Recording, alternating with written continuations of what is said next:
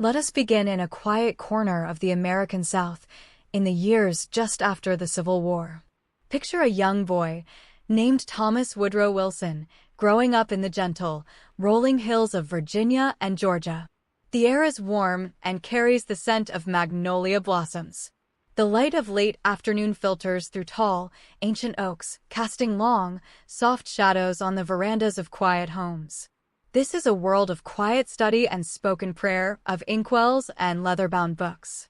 It is a world where ideas are formed in stillness, away from the clamor of industry and strife. Young Tommy, as he was called, was not a robust child. He struggled with what may have been dyslexia, finding the written word a difficult puzzle. But his mind was sharp, absorbing the spoken word with great clarity. He learned from listening, from the sermons of his Presbyterian minister father, and from the conversations of adults. His world was one of language and conviction, of moral certainty shaped in the hushed tones of a post-war society seeking its footing. His family moved to Columbia, South Carolina, a city slowly rebuilding. He watched his father teach at a theological seminary, a place of quiet contemplation. The buildings were solemn, built of brick, with high windows that let in squares of sunlight. Here, the young Wilson absorbed a deep sense of duty and a love for structured thought. He saw education not as a mere accumulation of facts, but as a shaping of character, a guiding of the soul toward righteous action. When it was time for university, Wilson traveled north to Princeton, New Jersey. The campus in the 1870s was a collection of majestic Gothic buildings, towers of gray stone rising from green lawns. Imagine the light of an autumn evening there. The sun, low in the sky, turns the stone walls a warm honey gold. Students in dark suits stroll along shaded paths, their voices a soft murmur. For Wilson, this was a sanctuary for the intellect, a place where he could finally conquer his difficulties with reading and immerse himself in history and political philosophy. He was a thoughtful, intense young man, often found in the college library. Picture that library interior. Tall, arched windows. Long wooden tables polished to a soft sheen. The air is still and smells of old paper and dust. A single lamp casts a warm, amber pool of light on an open book. Wilson sits there, pen in hand, carefully crafting sentences, learning the power of clear expression. He dreamed not of battlefields, but of debates and governance, of words shaping a nation. After Princeton, he studied law at the University of Virginia, another campus of serene Jeffersonian beauty. But his heart was not in the practice of law. He found it tedious. His true calling was in explanation, in teaching. So he returned to academic life, first at Bryn Mawr College and then at Wesleyan University. These were years of quiet productivity. He wrote in his study at home, books piled high on his desk, the soft scratch of his pen the only sound. He was building a reputation, not as a man of action, but as a man of profound and careful thought, his ideas forming in the calm of scholarly solitude. He would eventually return to Princeton, first as a beloved professor, then as its president. His office was a place of serious conversation. Dark wood panels, a heavy desk, shelves laden with books. The light from a tall window would fall across the floor, illuminating motes of dust dancing in the quiet air. Here, he began to reform the university, to shape it to his vision of a place where young men were trained for public service. It was a peaceful battleground of ideas, his first true test of leadership, fought not with weapons, but with words and wills, under the quiet, watchful gaze of ancient academic stone. The turn of the century found Woodrow Wilson firmly entrenched in the world of academia, yet his gaze was turning outward. His presidency of Princeton University was a time of great energy and quiet conflict. Picture him walking across the campus lawn in the early morning. Mist hangs low over the grass. The first rays of sun catch the pinnacles of the university chapel, turning them to rose and gold. He is a figure of purpose, his step brisk, his mind occupied with plans for new colleges, for a new system of teaching. He believed a university should be a community of scholars, a serene ecosystem of thought. His office was a hive of this intellectual activity. Books lined the walls from floor to ceiling. A large, clear window looked out over the green heart of the campus. On his desk, Papers were neatly stacked beside a brass desk lamp, its green glass shade casting a focused glow. Here, he would meet with faculty, his voice calm but insistent, arguing for his reforms. The conversations were intense but conducted in civil tones, the crackle of a small fire in the grate the only interruption. It was here he learned the art of persuasion and also the sting of resistance when his plans were blocked. This academic fame propelled him into the public eye. His writings on American government were widely read. He was seen as a clear voice, a moral compass. Politicians in New Jersey, seeking a reformer, turned to this university president. And so, in 1910, Wilson left the Gothic tranquility of Princeton for the political arena of Trenton. The governor's office was different, larger, more formal, with the flags of the state and nation standing in the corners. The light was brighter, more public.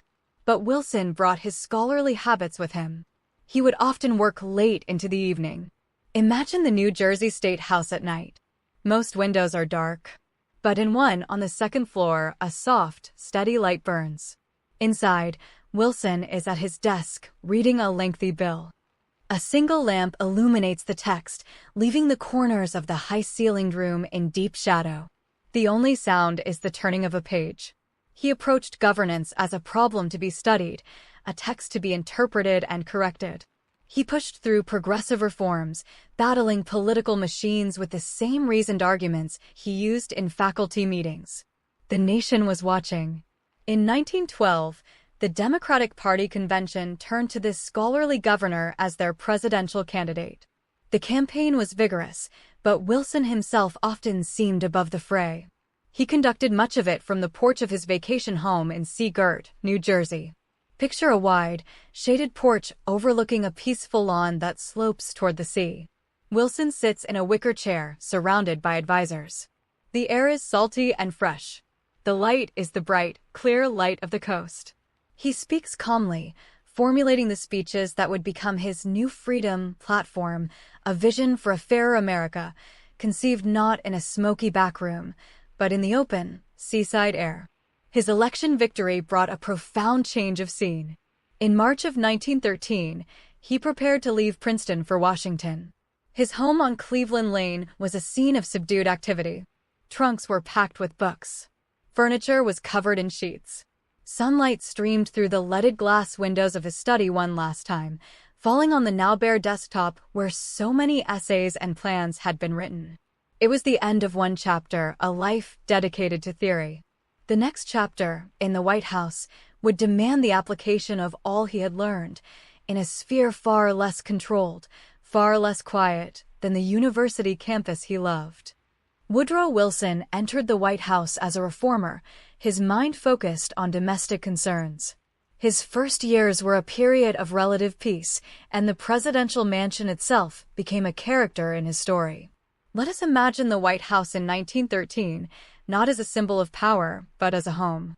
The corridors are wide and quiet in the early morning. Sunlight, filtered through tall windows, lays long, bright rectangles on the polished wooden floors. The air smells of beeswax and fresh flowers from the gardens. For Wilson, it was a serene, if imposing, backdrop for a new kind of presidency. He established a routine that reflected his scholarly nature. His official office, the Oval Office as we know it today, did not yet exist. He worked in the treaty room on the second floor, or in a smaller study. Picture him there after breakfast. He sits at a sturdy desk, its surface orderly. Papers are arranged in neat stacks. A vase of fresh roses from the garden sits to one side. The light from a south-facing window is strong and clear, perfect for reading without straining his eyes, which had always been weak. He preferred to type his own thoughts on a Hammond typewriter, the steady click-clack a soft percussion in the quiet room. His family life brought warmth to the grand spaces.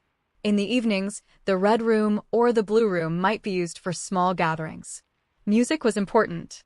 Wilson's daughters would play the piano, their melodies, popular tunes of the day, classical pieces floating through the open doors into the hall. The light from crystal chandeliers would sparkle, casting a warm, inviting glow on the silk-covered walls and the faces of a few close friends or advisors. It was a dignified, gentle social life, far from the lavish balls of earlier administrations. The true sanctuary, however, was the White House Gardens. Wilson was an avid golfer, but he also found peace in simple strolls. Imagine the south lawn in the soft light of a spring evening. The shadows of the great elm trees stretch long and purple. Wilson walks slowly along a gravel path, perhaps with his wife Ellen at his side. They stop to admire the blooming flower beds, the first roses of the season. The sounds of the city are a distant, muted hum. Here, he could think, away from the pressures of office, surrounded by the timeless cycle of nature just steps from his door. Tragedy struck this peaceful scene in the summer of 1914. His beloved wife, Ellen, fell ill and died. The light seemed to go out of the White House. The rooms felt emptier, quieter. Wilson was devastated. He poured himself into his work with a grim intensity. For months, the mansion was a place of mourning. The curtains in the family quarters were drawn. The gardens, which Ellen had loved, continued to bloom in heartbreaking beauty, a silent tribute to her memory. It was a personal sorrow that coincided with a gathering storm on the world stage, a reminder that the quiet domestic world he cherished was fragile. Yet, life and duty moved forward. He found solace in his work and in the companionship of his daughters. He also met Edith Bolingault, a gracious and intelligent widow. Their courtship was discreet, involving afternoon drives through Rock Creek Park. Picture a black open-top touring car moving slowly along a sun-dappled park road in autumn. The trees are a blaze of orange and red. Wilson and Edith sit in the back, talking quietly. The driver is almost invisible behind the glass partition. It is a moment of private joy and renewal, a personal peace rediscovered amidst the growing whispers of a European war that would soon demand all of his attention and forever change the atmosphere of his presidency. While Europe descended into the chaos of war in 1914, Washington, D.C., maintained a surface of calm. From his office, Wilson watched the crisis unfold through telegrams and dispatches. The atmosphere in the city was one of anxious neutrality. Imagine the view from the White House north portico in the autumn of that year. The leaves in Lafayette Park are turning. People gather in small, worried clusters, reading newspaper headlines, but their voices are hushed. The fountain in the square continues to play, its sound a constant, peaceful murmur against the tide of distant, grim news. Wilson was determined to keep America out of the conflict. He saw himself as a potential mediator, a voice of reason. His public speeches, delivered from the porch of the White House or in the Capitol, appealed for calm and for Americans to be impartial in thought as well as in action. Picture him at his desk on a rainy afternoon. The sound of rain taps steadily against the window. A map of Europe is spread out before him, its borders a tangled web. He traces lines with his finger, not of armies, but of diplomacy, thinking of notes to be sent, of peace terms to be proposed. The room is quiet, a solitary island of thought in a world growing louder with cannons. Life in the capital adapted to the strange tension. Social events became more subdued. At diplomatic receptions, the ambassadors of warring nations still mingled, their conversations polite but strained, their uniforms or formal dress a stark reminder of the divides. In the halls of the State, War and Navy building next to the White House, officials moved with a new urgency, but the pace was still measured, bureaucratic. The building itself, a grand French Second Empire structure, stood solid and unmoving under the gray winter sky, a fortress of paperwork rather than arms. Wilson spent long hours in the cabinet room. The table is long, of dark, polished wood. High windows let in the pale light of a Washington winter. Members of his cabinet sit around it, their faces serious. Tobacco smoke hangs in the air in a soft blue haze. The discussions are intense but controlled. Wilson listens more than he speaks, absorbing the arguments about neutral rights, about loans to the Allies, about the preparedness of the American military. He seeks consensus, the same way he once sought it in a Princeton faculty meeting, though the stakes are now immeasurably higher.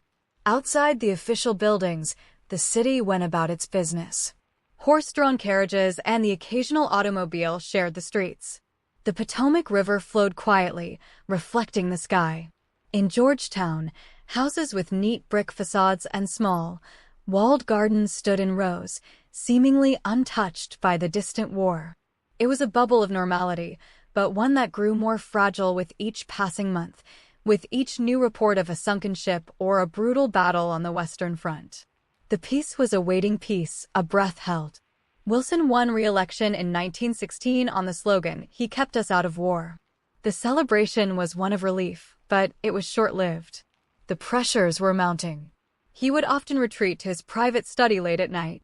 The rest of the White House is asleep. A single green-shaded desk lamp creates a small pool of light in the vast darkness of the room.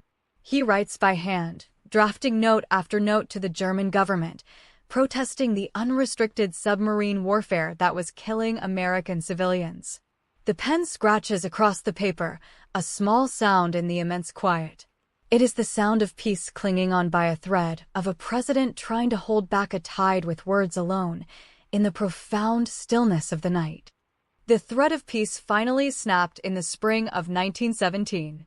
After the Zimmermann telegram and the resumption of unrestricted submarine warfare, Wilson stood before Congress and asked for a declaration of war.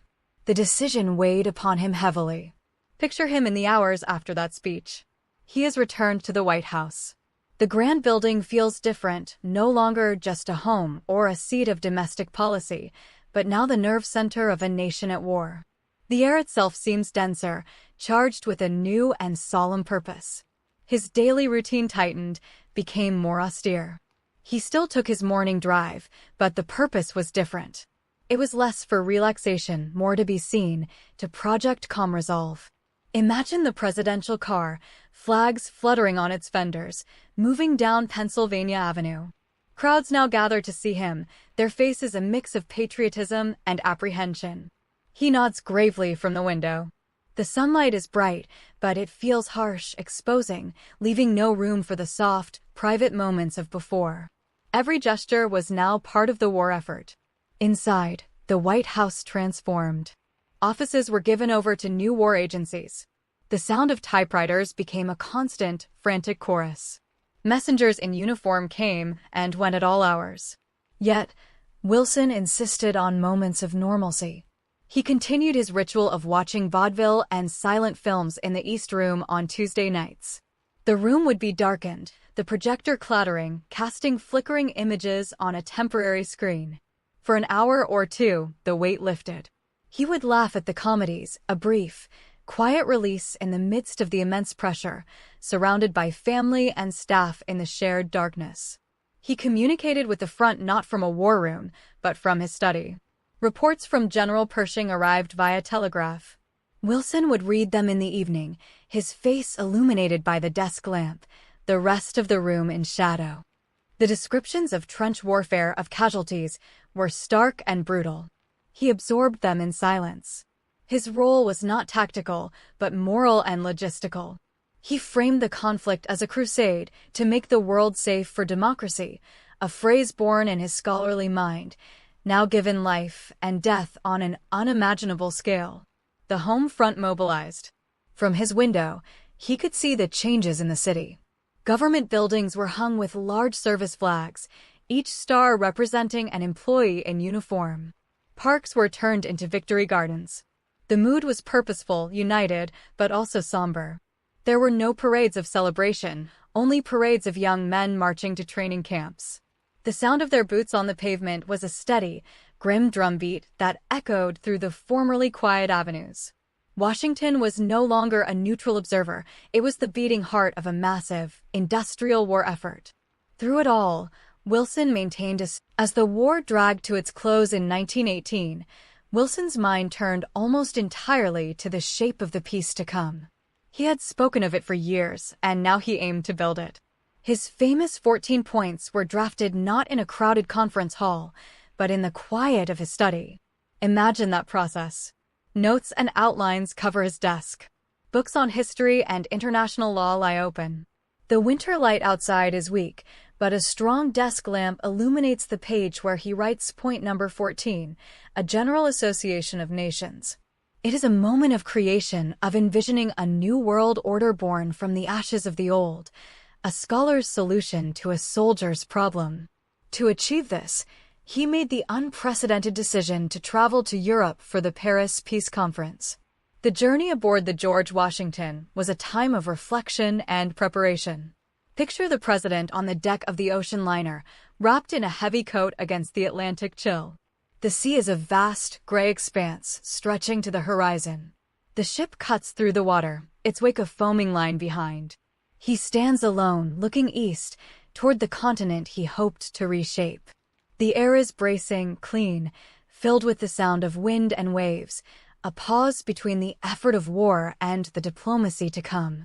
In Paris, he was greeted as a hero, a liberator. The streets were lined with cheering crowds. But the reality of the peace negotiations was far from the adulation. The conference rooms in the Palace of Versailles were ornate, filled with the smoke of cigars and the pressure of old grievances. Wilson, the idealist, faced the seasoned, pragmatic statesmen of Europe, Clemenceau of France, Lloyd George of Britain. The discussions were grueling, often tense, stretching late into the night. The grand chandeliers glowed overhead, illuminating maps being redrawn, treaties being parsed word by word. Amidst the political wrangling, Wilson and his wife found moments of respite. They took quiet Sunday drives into the French countryside. Imagine a black automobile moving slowly down a tree-lined lane in spring. The trees are just coming into leaf.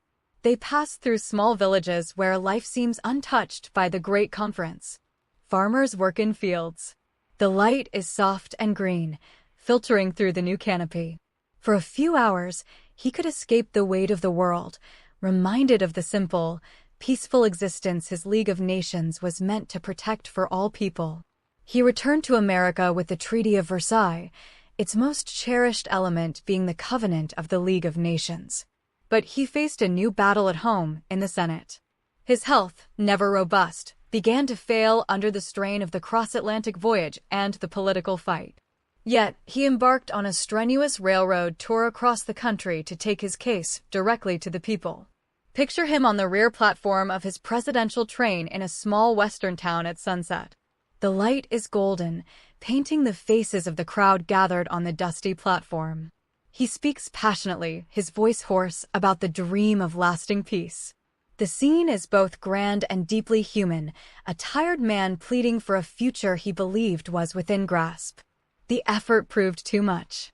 He suffered a devastating stroke in October 1919, which left him partially paralyzed and secluded in the White House for the remainder of his term.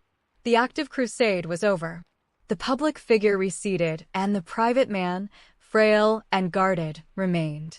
The grand vision of peace now faced its fate in the halls of the Senate without its most ardent champion at full strength, a personal tragedy mirroring the political one that unfolded as America turned away from the League he had worked so hard to create. The final years of Woodrow Wilson's life were a long, quiet twilight. After leaving the White House in 1921, he and Edith moved into a handsome brick townhouse on S Street in Washington, D.C. It was a comfortable, unpretentious home, a world away from the grandeur of the presidency. Picture the house on a calm afternoon. Ivy climbs its walls. A small, neat garden is in the back. Sunlight slants through the windows of the sitting room, catching the dust in the air. Here, the former president sought a peace of his own, a retirement marked by physical limitation but undimmed intellectual curiosity. His daily routine was simple and guarded. He would be helped downstairs each morning to study on the first floor. The room was lined with his personal library, the books that had been his companions for a lifetime. A large, comfortable chair was placed by the window, where he could feel the sun and look out onto the quiet street. He would read the newspapers, though the news of the world, now without the League of Nations, often brought him sorrow. Visitors were few and carefully screened, mostly old friends and loyal aides who would come to chat, to keep his mind engaged with the world he had helped shape. On good days, he might be taken for a short, slow drive through Rock Creek Park. The automobile moved at a leisurely pace. He would sit in the back, a rug over his knees, watching the trees go by. The light in the park was dappled, changing with the seasons. He saw the springs, summers, autumns, and winters of the early 1920s passed from that window, a silent observer to the normal flow of time from which he had been so often removed. It was a gentle, if confined, connection to the natural world he always loved. He lived long enough to see the formal end of the war he had won, and the beginning of the uneasy peace he had envisioned but could not secure. The Nobel Peace Prize was awarded to him in 1919, a recognition of his efforts. The medal rested somewhere in the house, a small, heavy symbol of a grand, unfulfilled dream. He did not speak of it often. His satisfaction came from small things: a well-written book, a piece of music on the radio, the constant, devoted presence of Edith by his side. He died in his sleep on February 3, 1924. The house on S Street was filled with a profound silence. The nation mourned, but for Edith and the few staff, the loss was deeply personal. The long vigil was over. The study where he sat, the garden he looked upon, the books he touched all remained, holding the quiet memory of his presence. He was buried in the Washington National Cathedral, a fitting resting place for a man of such profound faith and intellectual gravity, in a building of stone that spoke to eternity, much like the university halls of his youth. Today, we remember Woodrow Wilson in many ways, as a wartime leader, a progressive reformer, a failed peacemaker. But perhaps the most enduring image is not of the president at a podium, but of the scholar in the lamplight. A man who believed in the power of ideas to shape a better world. Who saw governance as an extension of teaching. Whose greatest dreams were forged in the quiet of libraries and studies, and whose greatest trials came when those dreams met the hard, unyielding reality of a fractured world. His legacy is complex, a tapestry of lofty aspiration and human limitation, forever woven into the quiet, persistent struggle for a more peaceful order, a struggle that continues, as it always has, in the minds and hearts of those who dare to imagine a better dawn.